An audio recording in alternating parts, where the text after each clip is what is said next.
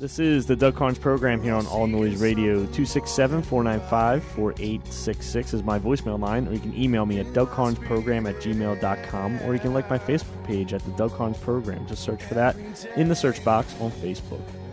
All right, I am Doug Karns. We got a lot to talk about this week. First off, can we talk about the Philadelphia Phillies?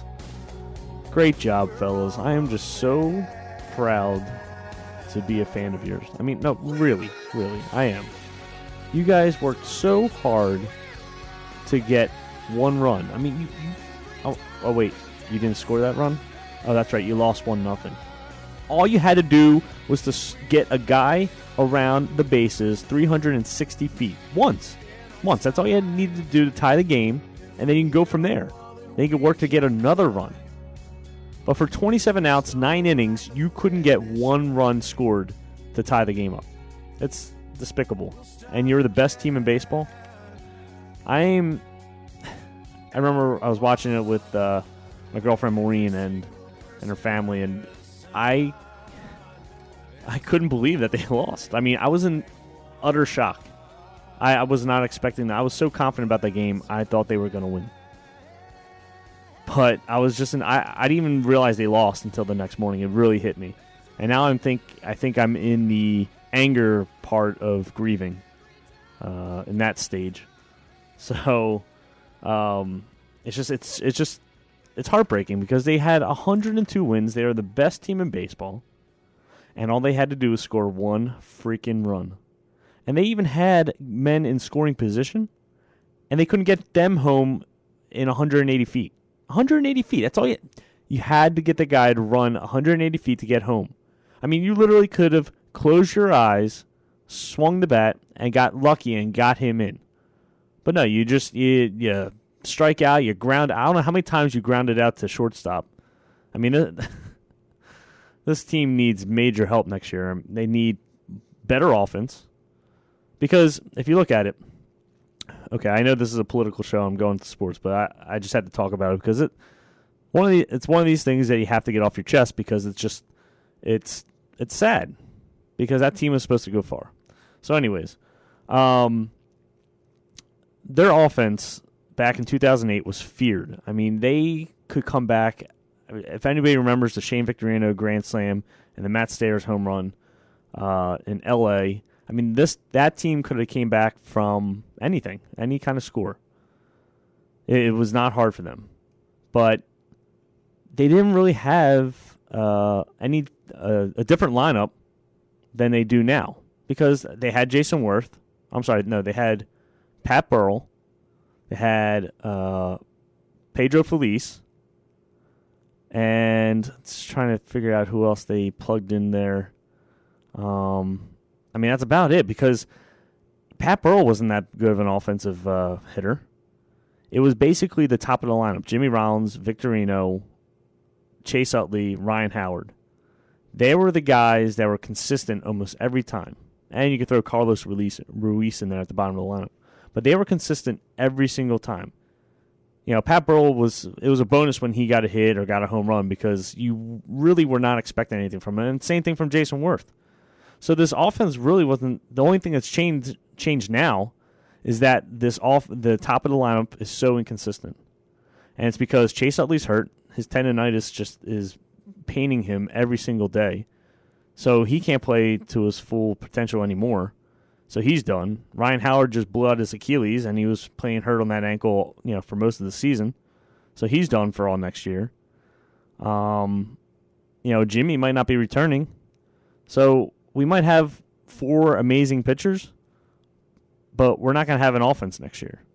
And Raul Ibanez is definitely not coming back. And I put him in the category of Pat Burrell and Jason Worth because it was a bonus when he got a hit. You just didn't expect it all the time from him. I mean, he would get streaky at times, just like Pat Burrell or Jason Worth would, but then he would just clunk out for a good month. So I can't even watch baseball anymore. It's ridiculous. And then you look at the Yankees. The Yankees lost. The 2 best teams in baseball pretty much lost in the first round. How does that even make it exciting for baseball? But So, yeah, I'm basically just in the anger period right now with the Phillies, and eventually I'll get over it, and we'll be rooting again during the spring training. But I'm hoping Ruben Amaro can go out and get us some hitters for our offense, because we're definitely going to need it. All right, so anyways, that was the sports talk here on the Doug Karns program, which doesn't have an official segment, but I'm just going to call it that. So, all right, let's move on to Occupy Wall Street and all these Occupy demonstrations going on in the country and around the world, frankly. We have tons of them going on right now. We got Occupy LA, Occupy Philadelphia, Occupy Boston, Occupy Wall Street, Occupy North Carolina.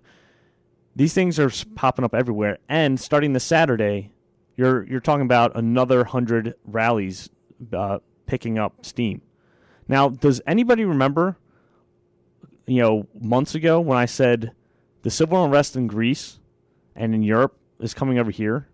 Did you not believe me when I said that? Because it's here. I mean, if you would just pay attention and look at all the evidence, it's coming here.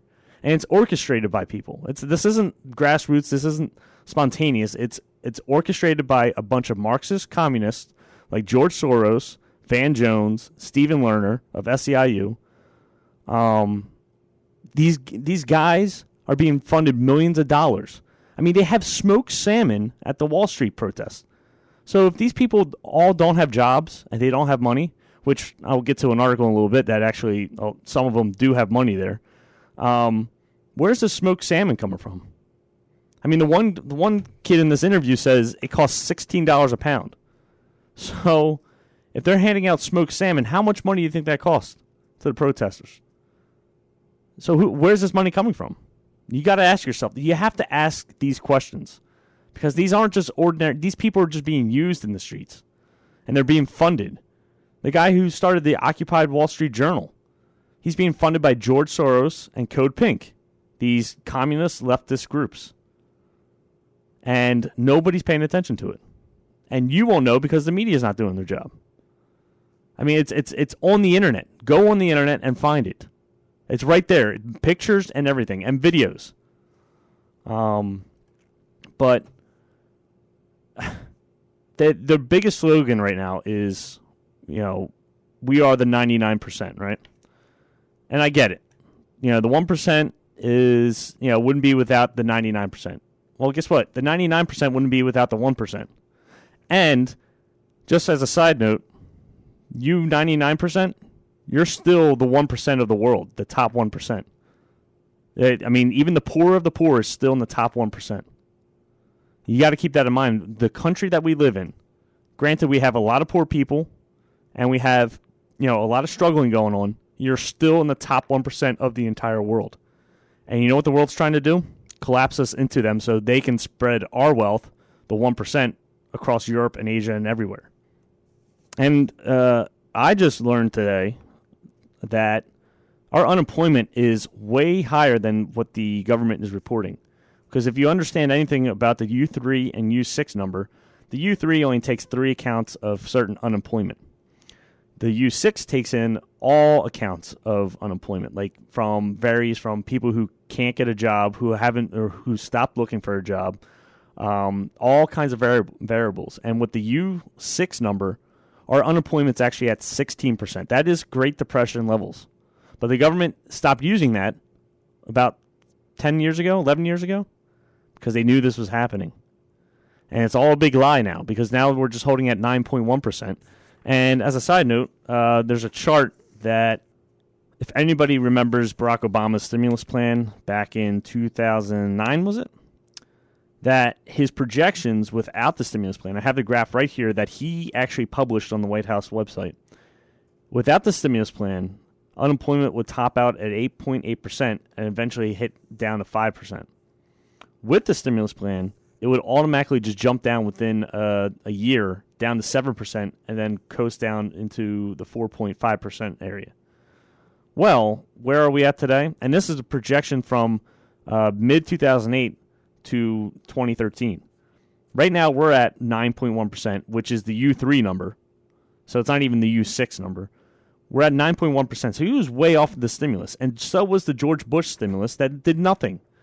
Does anybody understand that this government spending does nothing to help the economy?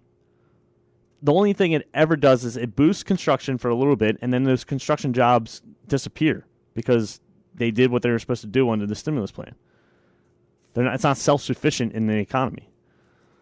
So anyways, that was a little side note, but I'm just saying that you are the 1% of the world. And what the world's trying to do, especially George Soros, who has a history of collapsing economies like Hungary, they want a new world order. And over the next couple of weeks, my job on this radio show is to prove that to you.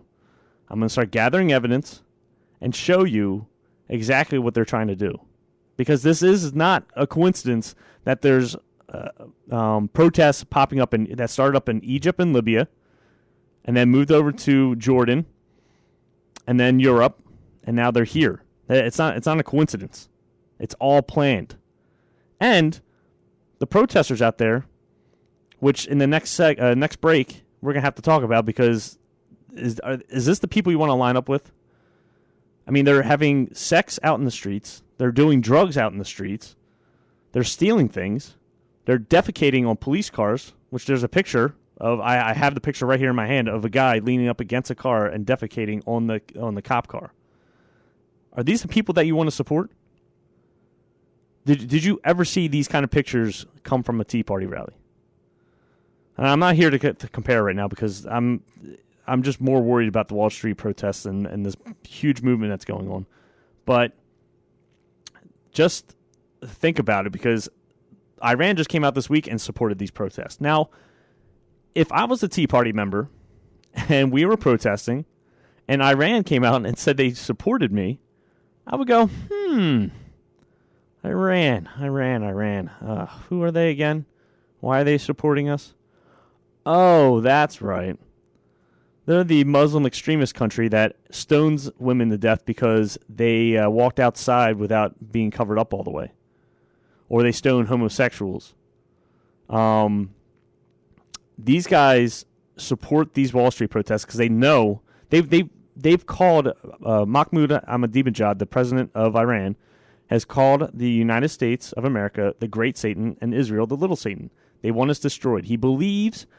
This all sounds crazy if you have not heard about this, but it's going to have to be another show to show you all this evidence.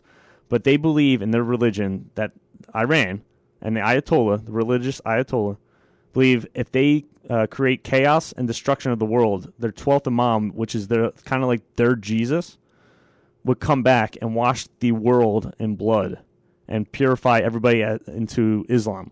So there would be no Christians, no Jewish people whatsoever. So Iran is backing these protests for a reason. They want chaos. They know this will destroy the country. And this is why they're throwing their support behind these protests. And you, as an average protester, should ask yourself, why are they backing me? Because I certainly don't. I hope you don't agree with how they run things over there. I mean, they're allowed to just kill people, which, I mean, if you look, they're about to execute a pastor because he won't renounce his Christian religion. They're going to execute him for that. Is that the country you want to live in?